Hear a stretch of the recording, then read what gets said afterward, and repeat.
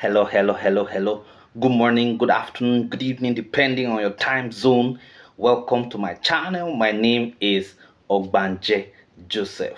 So today, please subscribe to this channel, share, like, as well as drop a comment on the comment section.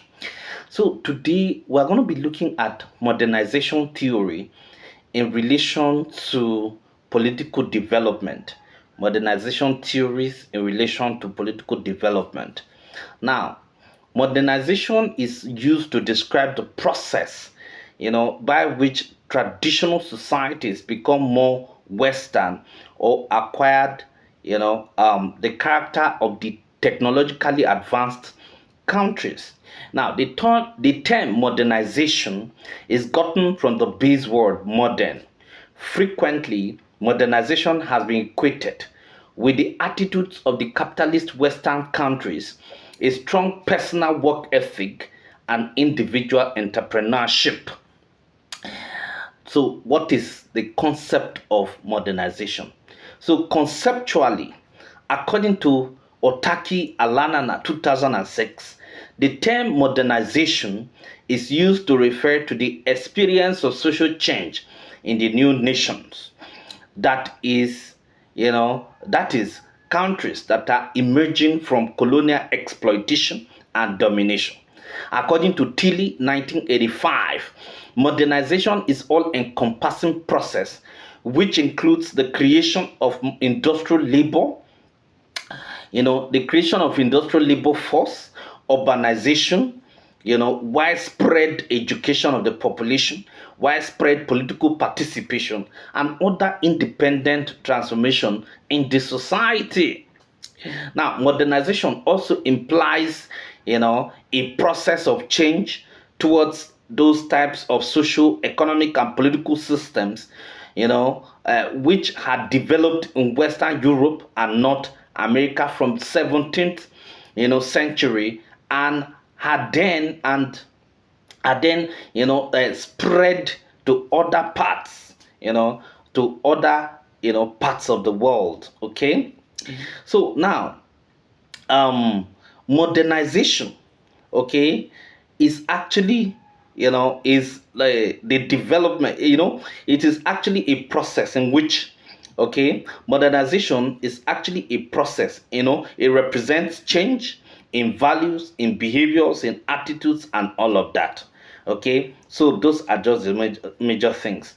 Now, modernization represents, the system that had developed in Western Europe and North America from 17th century and had then, spread to other parts, other European countries, and had then developed in South America, that is between 19th to 20th century, okay, and of course in Asia and African continent. Thus, okay, while development incorporates economic and political dimensions into its domain, modernization represents change in values, behavior, or attitude of a society towards the direction of developed society. Now, let us look at, several scholars' views on the concept of modernization. The first person we're going to be looking at is McClelland. Okay, McClelland. Now, according to McClelland, in his work, The Achieving Society, he said that the achieving society is actually a society that is generally high, that has a generally high level of the need for achievement, represented by NAC. Okay, and he said it is only such a society that will produce more energetic entrepreneurs who in turn will produce rapid economic development. He said the basis of this theory is the assumption that it it is value, not motives or psychological forces, that determine ultimately the rate of economic and social development.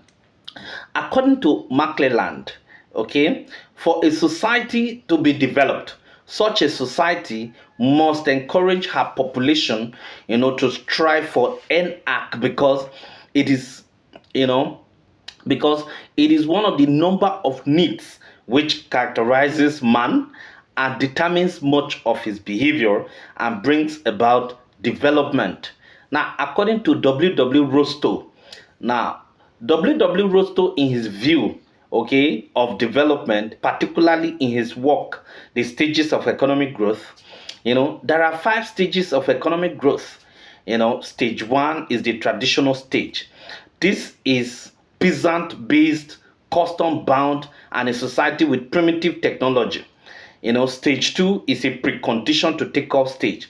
Now, this stage is actually a period of significant economic change, and new elites, came to desire approach. Okay, new approach to economic activities. Now, there is also the rise of capital accumulation above population growth. Okay, now stage three is a stage of is a take-off stage. Now, this is where the growth process becomes institutionalized. Now, stage four is the drive to maturity stage. At this stage, the economy demonstrates that it has the technological and entrepreneurial will to produce not everything, but anything it chooses to produce. Okay, now stage five is the age of high mass consumption. This is where income has climbed to levels where clothing, basic food, and shelter are no longer the main consumption concerns of workers. Another person's view that we're going to be looking at is Piero Geddo's view on modernization. According to Piero Geddo, in his work, Why is the Third World Poor? Piero Geddo raised the question of why have some people started to move forward while others remain motionless and static. See, the answer is that the West has undergone 4 revolutions, while the third world countries, have not. Now, the revolutions are: number one, the place of idea, which talks about equality of all men and the dignity of each individual person. Okay, number two, the idea of progress, that man should be king above nature. Okay, man should be king of nature because he ought to dominate nature and make it serve his needs. In the West, they have achieved that progress where man has conquered nature, but in the third world countries, nature still dominates man. Number three is population growth. Now, in the West, population growth is to the advantage of the economy, okay? But in the third world countries, population growth is to her disadvantage. Number four, science and technology. This has led to the development of the Western societies, but such is absent in the third world countries. Now, Piero Geddo concluded that Christianity is the spirit of the Western culture, and that they are developed because they are Christians, and that Christianized man makes a total commitment to progress because he is made in the image of God. His potentials or his potentialities for development is limitless due to his productive mentality.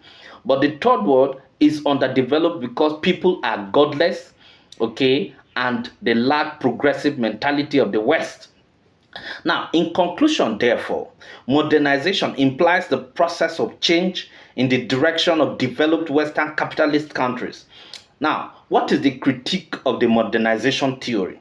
The critique of the modernization theory the critiques, are legion. However, let me point out a few of them. Number one, that the theory did not take into consideration the African societies and her peculiarities.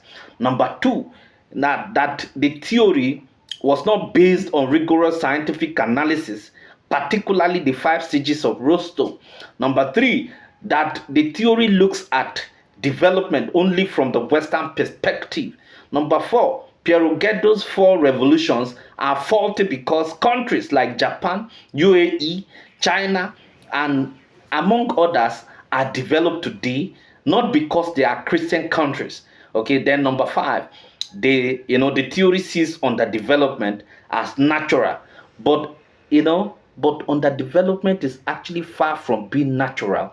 It is actually an artificially created phenomenon. Thank you very much.